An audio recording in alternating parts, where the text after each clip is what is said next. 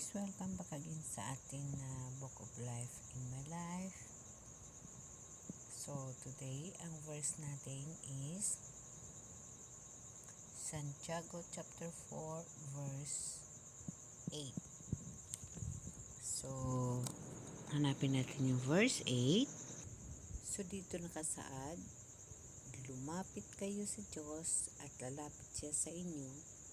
Linisin ninyo ang inyong mga kamay, kayong mga makasalanan. Linisin ninyo ang inyong puso, kayong pabago-bago ang isip. Napakaganda, di ba? Kasi sa verse na ito, dito natin makikita na totoo yun. Ang tao pabago-bago. Pag mayroong kailangan sa Diyos, kumakapit sa Diyos. Pero pag tapos na yung kailangan, nagbabago ang isip, nakakalimutan ng Diyos. Kaya kapatid, lagi natin tatandaan, ang Diyos ay mabaniguin, seloso. Ayaw ng mahal na Diyos na mayroon siyang kahati sa puso natin. Ayaw ng Diyos na tayo ay mahihirapan. Kaya ang gusto ng Diyos, itiwala natin sa Kanya ang lahat-lahat sa buhay natin. Gusto ng Diyos, siya lamang ang ating pagkakatiwalaan. Ganon. Mahal tayo ng Diyos. Lahat ng gusto ng Diyos para sa atin ay hindi tayo mahihirapan. Ngunit tayong mga tao ang nagkukulang sa Kanya. Ang Diyos hindi nagkukulang sa instruksyon para na tayo ay matulungan. Ngunit tayo, kulang tayo sa pag-uunawa ng mga instruksyon na yon. Kaya dito, makikita mo sa nakasaad dito sa Santiago. Nakasaad dito sa Santiago chapter 4 verse 8. Ito yung sinasabi ng Diyos. Lumapit kayo sa Diyos at lalapit siya sa inyo.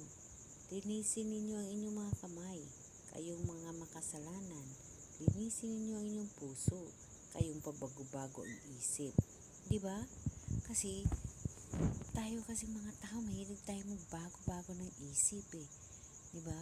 Pero alam nyo ba mga kapatid, sa buhay ko, sa sarili ko, dito natin makikita na ang Diyos, siya ang nagbibigay ng lahat at hindi tayo mahihirapan kung gagamitin natin ang Espiritu ng Diyos na ibinigay sa atin.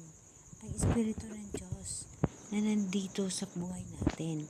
Ang Espiritu ng Diyos na pinatira sa buhay natin. Mga bagay na dapat natin alamin. Kaya nga mga kapatid, ayon sa Santiago chapter 4 verse 5, inaakala ba ninyong walang kabuluhan ang sinasabi ng kasulatan na ang Espiritu na pinatira ng Diyos sa atin ay nagnanais ng lubos na katapatan? Yes mga kapatid. Alam niyo ba sa totoo lang, ang banal na Espiritu ng Diyos, pag ito'y gagamitin natin sa buhay natin, sigurado mga kapatid na ang buhay natin ay maganda ang daloy araw-araw. Yes mga kapatid, makasalanan man tayo, ngunit ang Diyos na sa buhay natin, na sa puso natin, na sila ang gumagalaw, gumagawa dahil kasama natin siya. Ang banal na Espiritu na tinanim ng Diyos sa buhay natin at nagiging armas at nagiging atin sandalan. Kaya dapat natin alamin ang mga bagay na yun. Napakaliwanag mga kapatid. Ayon sa Santiago verse 4, ayon sa Santiago chapter 4 verse 5, ang Espiritu na pinatira ng Diyos sa atin. Diba mga kapatid? So, for today mga kapatid, ang ating verse, ito na sa Santiago chapter 4 verse 8. Ito yung nakasaad na dapat natin alalahanin lagi na ang Diyos ay mapanibughuin. Gusto ng Diyos sa Kanya lang tayo lalapit. Kaya nga mga kapatid, napakaliwanag ang sinasabi niya sa verse na ito. At ang ating verse for today, Santiago chapter 4 verse 8. Ito yung lumapit kayo sa Diyos at lalapit siya sa inyo. Yes mga kapatid, ikaw lalapit ka lang ng isang dangkal, ang Diyos ay yayakapin ka.